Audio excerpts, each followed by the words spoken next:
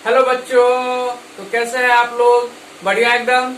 और भाई साहब चलिए, आज हम आप लोग के साथ एक नया सीरीज शुरू करने जा रहे हैं जो कि होगा आपका अलजेब्रा पे चर्चा। यानी कि इससे पहले हम रियल नंबर और कोऑर्डिनेट ज्योमेट्री को बच्चों पूरी तरह से कंप्लीट कर चुके हैं और आज हम शुरू करने जा रहे हैं अलजेब्रा। अब आपको अलजेब्रा में क्या क्या पढ़ना है भाई साहब? अलजेब्रा में आपको 3-4 चैप्टर्स पढ़ने हैं, जैसे कि आपका एक बहुपद पोलिनोमियल्स के नाम जानते होइएगा, उसके बाद आता है दो चर वाले रैखिक समीकरण और समांतर श्रेणी भी आता है इसी के अंतर्गत, और एक टॉपिक है, यानी कि 4 चैप्टर को मिला के आपको 10th में अलजेब्रा पूरा पढ़ना है। ओके जी, तो वैसे तो आपने अपने बुक में देखा होगा, तो इसका नंबर तो सेकेंड आता है, लेकिन हम इसको कोऑर्डिनेट ज्योमेट्री लेने के बाद शुरू कर रहे हैं। इसका कारण देखिए बच्चों कि आपको आप अगर इसका जब डेप्थ में आगे आइएगा तो आपको कुछ ग्राफ्स भी बनाने होंगे, आपके जो मतलब आप देखिएगा आगे क्या है, जिसके लिए आप इतना समझिए कि आपको ग्राफ्स भी बनाने होंगे। तो उसी के लिए मैंने आपको पहले कोऑर्डिनेट ज्योमेट्री पढ़ाया, क्योंकि ग्राफ के बारे में थोड़ा आइडिया आपको आ गया होगा। अब तो अब हमें ग्राफ के बारे में बताने में आपको कोई प्रॉब्लम नहीं होगी। ओके जी, चलिए शुरू करते हैं आज इस अलजेब्रा पे चर्चा सीरीज का पहला वीडियो में। आज हम पोलिनोमियल्स के बारे में पढ़ने जा रहे हैं। ठीक है भाई साहब, पोलिनोमियल्स आज हम पढ़ेंगे। और आज यह एक बहुत ही, जैसा कि आपको पता होगा कि इंट्रोडक्शन वीडियो बहुत ही छोटा सा मतलब वीडियो होता है और उसमें हम बेसिक बातों को डिस्कशन करते हैं। तो उसी के सीरीज में हम आज आपके साथ बहुपद का डिफिनेशन जानेंगे और बहुपद के टाइप्स जानेंगे और बहुपद के घात के बारे में जानेंगे। तो ये 3 टॉपिक्स बेसिकली छोटे टॉपिक्स को हम कवर करेंगे और उसके बाद हम अगले वीडियो से स्विच ऑन करेंगे प्योर टॉपिक्स पे, यानी कि कुछ अच्छी बातों पे। ये बेसिक बातें हैं जो कि क्लास 9th में आप लोगों ने मेरे ख्याल से पढ़ा होगा, लेकिन हम एक ओवरव्यू दे रहे हैं। तो चलिए भाई शुरू करते हैं इस वीडियो को। हेडिंग लगा लें, हेडिंग लगाते हैं बहुपद या पोलिनोमियल। ये नया चौक से नया चैप्टर की शुरुआत। ठीक है भाई साहब, हिंदी वाले बच्चे बहुपद हेडिंग लगाना अपना। वैसे ये आपका क्या बोलते हैं इसको, अलजेब्रा के सीरीज में आएगा।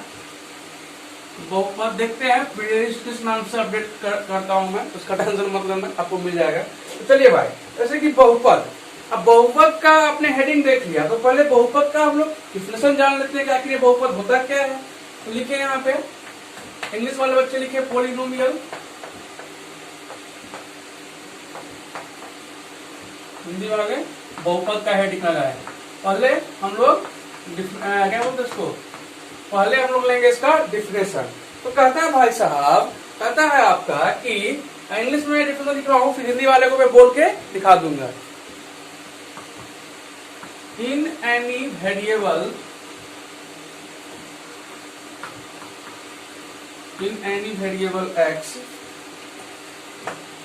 in any variable x, in any variable x, polynomial is an algebraic expression, of x in which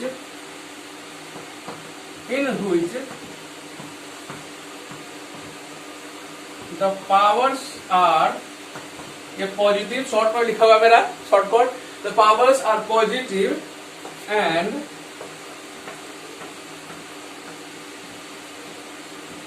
arranged in ascending और डिसेंडिंग ऑर्डर। ओके भाई साहब, तो ये आपका अंग्रेजी का डिफिनेशन हो गया। अब हिंदी वाले बच्चे एक बार बोल के उनको लिखा दे रहा हूं, लिखो यार कि किसी चर x में बहुपद x का एक बीजीय व्यंजक होता है जिसमें उसके घात हमेशा धनात्मक होंगे तथा आरोही या अवरोही क्रम में सजे होंगे। ठीक है भाई साहब, तो नोट कर लिया आपने। अब आपको ये चीज समझाते हैं। पहला तो देखो, पहला पॉइंट क्या है कि बहुपद का जनरली किस फॉर्म में पाया जाएगा। तो बहुपद आपको देखना x का बात किया है हमने, तो इस तरह के फॉर्म में पाया जाता है। देखो a naught plus x a x minus one plus a two x of n minus two and so on. अब ये एग्जाम्पल है बहुपद का, यानी कि जो आपका बहुपद या कोई पोलिनोमियल है वह किस फॉर्म में मिलेगा बच्चों, तो आपको हमेशा इस तरह के फॉर्म में लिखा हुआ मिलेगा। अब ये यहाँ पे मैं बताता हूँ आपको कि क्या टर्म क्या क्या है। तो देखो ये जो टर्म है यानी कि x पे जो ऊपर में लिखा हुआ ये यहाँ पे n लिखा हुआ है, यह है घात। यह क्या भाई साहब, घात यानी कि पावर। इसको हम लोग बोलते हैं घात या पावर। इसे आप नोट करो। ये हो गया आपका वेरिएबल। वेरिएबल बोले तो हिंदी वाले बच्चे आप लिखना चर। चर क्या होता है, आप चर अचर का डेफिनेशन मालूम है ना भाई साहब। चर अचर का डेफिनेशन ये बोलते भाई, ये बहुत बेसिक बात है। ये आपको 6, 7, 8 में आई थिंक चर अचर के बारे में, वेरिएबल्स के बारे में आपको जानकारी दी गई होगी। अब इतना बेसिक तो नहीं ना हो सकता भाई साहब, आप 10th का क्लास कर रहे हैं। ओके जी। अब ए नोट, अब यहाँ पे ये नोट जो है इसे हम बोलते हैं हिंदी में गुणांक। गुणांक या पद भी बोलते हैं और अंग्रेजी में इसको बोलते हैं कोफिशिएंट। ये आप लिख लो कोफिशिएंट, कर लो नोट डाउन इसको। ओके बच्चों, देखो इस तरह के आपका ये जो दरअसल ये जो मैंने लिखा है ये एक्सप्रेशन, ये जनरल टर्म है, यानी कि जो भी बहुपद आपको मिलेगा वह इसी टर्म में मिलेगा। अब आप आते हैं डिफिनेशन पे। इसके लिए देखो बच्चों, इतना बड़ा पार्ट जो है ये चलो इसको वैसे मतलब कोई ऐसा कुछ समझाने वाला चीज में नहीं है।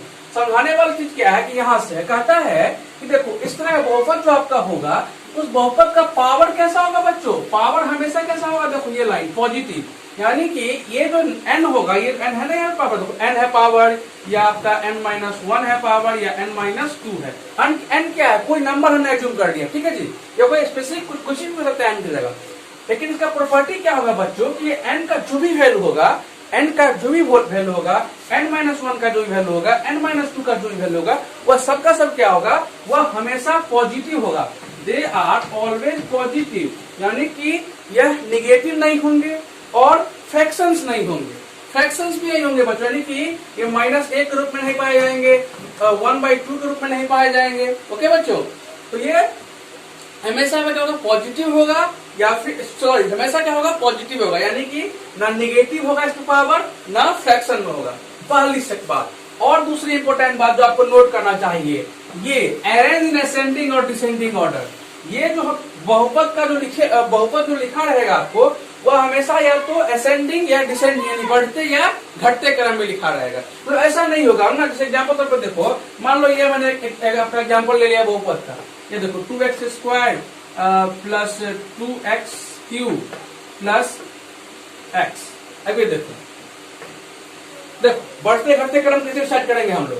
यहाँ पे देखो पावर कितना है, पहले 2 है, 2 से कहा गया 3 पे, यानी कि बढ़ा, असेंडिंग ऑर्डर में गया, और 3 से फिर कहा आ गया, देखो x से पावर कुछ नहीं, मतलब क्या यहाँ पे 1 है, यानी कि देखो ये गया 2 से 3, ठीक है भाई साहब, असेंडिंग ऑर्डर गया। लेकिन उसके बाद क्या हो गया, डिसेंडिंग ऑर्डर में हो गया, यानी कि ओवरऑल अगर तुम कुछ अगर ओवरऑल देखा जाए, ओवरऑल अगर देखोगे तो 2 से 1 पे आया, मतलब सॉरी ओवरऑल अगर देखोगे तो पहले ये असेंड हुआ फिर डिसेंड हुआ, यानी कोई फिक्स ऑर्डर ये नहीं रखा, यानी कि ये कोई फिक्स ऑर्डर नहीं रखा। इसका मतलब ये बहुपद होगा नहीं, ये बहुपद आपका नहीं होगा।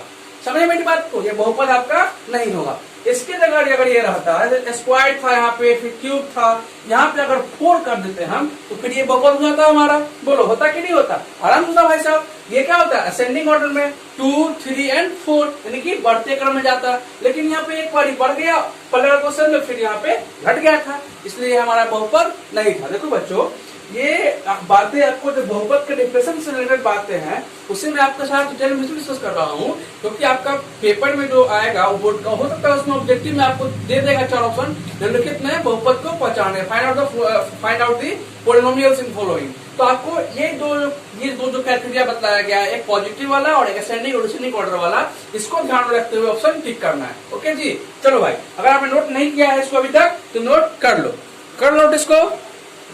चलिए भाई साहब कर ले नोटिस को। अब इसको हम बिटा रहे हैं और आपसे नेक्स्ट टर्म डिस्कस करेंगे। हेडिंग लगा लो, बहुपद के घात। इंग्लिश वाले बच्चे पावर ऑफ पोलिनोमियल, बहुपद के घात या फिर पावर ऑफ पोलिनोमियल। देखो भाई साहब हेडिंग लगाया। वीडियो देखो थोड़ा लंबा हो सकता है, लेकिन वीडियो को देखो यार, इंफॉर्मेटिव वीडियो बना रहे हैं आपके लिए, पढ़ाई की बात ला रहे हैं आपके लिए। तो ये है हमारा घात, हम ये लिख रहे हैं आसान भाषा में। आप लिखना पावर ऑफ पॉलिनोमियल, या फिर जो भी लिखना हो बंदे लिख ले, तुम पे डिपेंड करता है। देखो नोट्स आपको पढ़ना है तो आप ऐसा चीज लिखो जो आपको समझ में आए, ठीक है सर। मतलब आपको कोई अगर शॉर्टकट यूज करना है तो आप करो, बेसिक हो के बस शॉर्टकट क्या है समझ में आपको आना चाहिए रिविजन टाइम में। अब ऐसा नहीं है कि मैं पॉजिटिव वैसे लिखता हूँ, अब तुम ऐसे लिखे ना, उसका रिविजन करो तुम्हें नहीं आएगा क्या लिख दिया। ओके ठीक है भाई साहब। चलो तो घात का बात कर रहे हैं, तो घात क्या होता है लिखो, लिखो हिंदी में लिखा दो बोल के, किसी भी लिखो किसी बीजीय व्यंजक के, किसी बीजीय व्यंजक के सबसे उच्च घात को उस बहुपद का घात कहते हैं।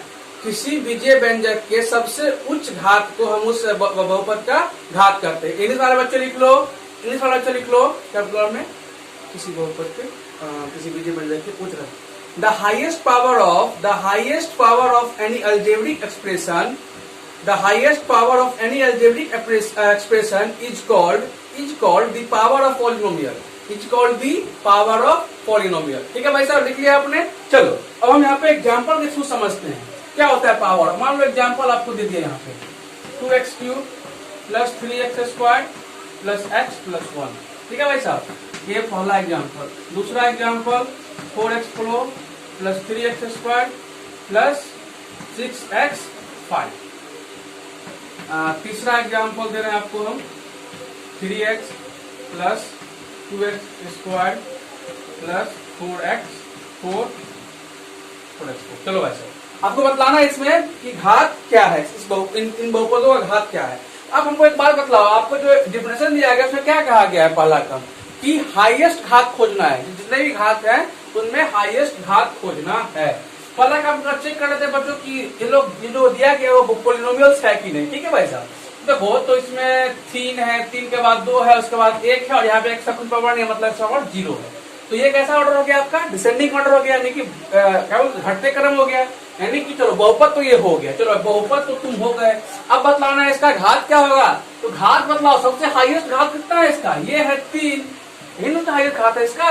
यानी कि इस बहुपद का घात कितना हो जाएगा, बोलो भाई साहब, इस बहुपद का घात कितना हो जाएगा, 3 हमारा आंसर हो जाएगा।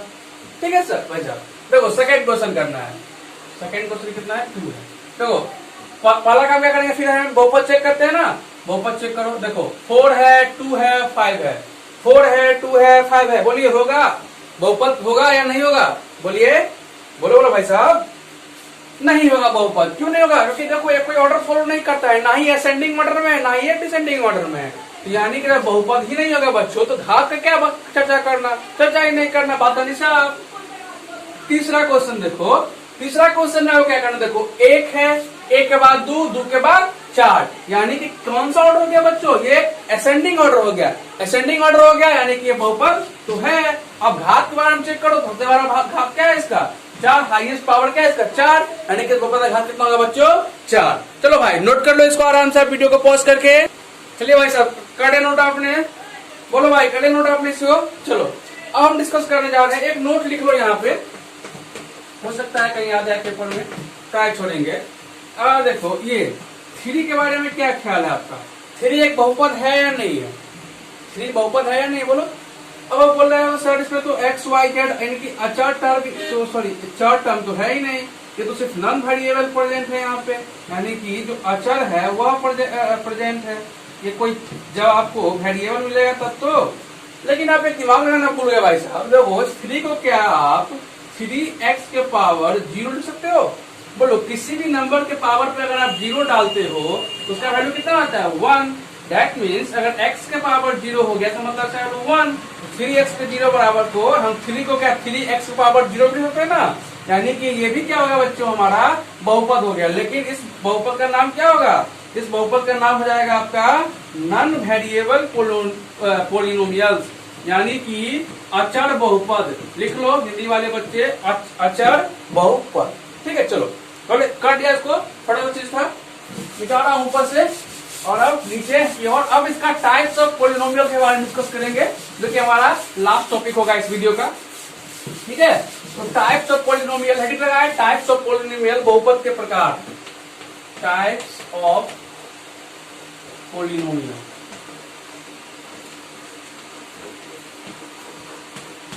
राइटिंग थोड़ा मेरा होता है क्योंकि फिर आप लोग कर ले रहे हैं मैडम, ठीक है। टाइप्स से तो हिंदी साहित्य तो पढ़ा रहे हैं आपको, आपका मैथमेटिक्स का क्लास है तो राइटिंग को स्किप करना आप लोग, ठीक है। टाइप्स ऑफ पॉलिनोमियल, तो पॉलिनोमियल को कितने प्रकार में बांटा गया है? देखो पॉलिनोमियल्स को बांटा गया है किस बेसिस से बच्चों? तो पॉलिनोमियल्स को उनके घात के बेसिस पे बांटा गया है, मतलब घात, हाईएस्ट घात। मान लो अगर उसका घात 1 रहेगा तो अगर सबसे हाईएस्ट घात उसका किसी पॉलिनोमियल का 1 है तो उसको हम बोलेंगे रैखिक बहुपद, या फिर लीनियर पॉलिनोमियल। लीनियर लिख लो भाई। छी सर कितना गंदा लिखते हो, मिटाओ मिटाओ।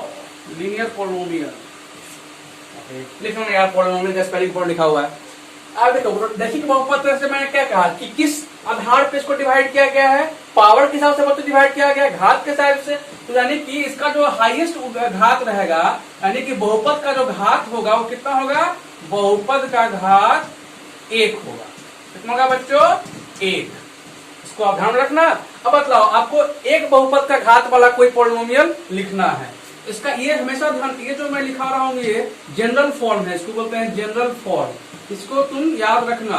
हो सकता है पेपर में आपको सीधा पूछ ले कि रैखिक बहुपद का जनरल फॉर्म बतलाएं। जनरल फॉर्म क्या होगा? इसका घात कितना लिखना है आपको? एक x के पावर 1, यानी कि ax प्लस b आपका इस तरह के रैखिक बहुपद का जनरल फॉर्म होगा। इसे आप नोट कर लो, आपको बतलाऊंगा। एक बार क्वेश्चन आया भी था बोर्ड में से। चलो भाई, ये तो हो गया। अगर घात 1 है तो, अगर घात 2 है तो, अगर हाईएस्ट घात कितना है बच्चों? इसका एग्जाम्पल ले लो, इसका एग्जाम्पल देख लो। ये इस तरह का equation 3x plus 4 x plus 6, ये सब किसके एग्जाम्पल होंगे बच्चों? ये सब आपके रैखिक बहुपद के एग्जाम्पल होंगे। उसका कितना घात है हाईएस्ट? एक ही x है ही भाई। घात क्या है सर, और मतलब हाईएस्ट क्या और लोएस्ट क्या? तो देखिए ये 1, यानी कि ये हमारा रैखिक बहुपद का एग्जाम्पल हो गया। ये हमारा है द्विघात बहुपद, जिसको आप देखो भाई, इसको तो इस पर जो सेपरेट टॉपिक पर सेपरेट चैप्टर ही बना दिया गया आप लोग को पढ़ने के लिए। इसको अलग से पढ़ना है आपको। अब द्विघात बहुपद क्या होगा बच्चों? तो सिंपल बात है, बहुपद का लिखो, बहुपद का घात। बहुपद का घात कितना हो जाएगा? द्विघात बहुपद है बच्चों, बहुपद का घात हो जाएगा आपका 2। नाम से स्पष्ट है, द्वि यानी कि 2, ये 2 लिखा हुआ है, ठीक है। तो इसका जनरल फॉर्म क्या होगा? ये देखो शॉर्ट में लिखा जीएफ लिख दिया हमने। इसका क्या होगा? हाईएस्ट घात स्क्वायर, यानी कि ax square plus bx plus c।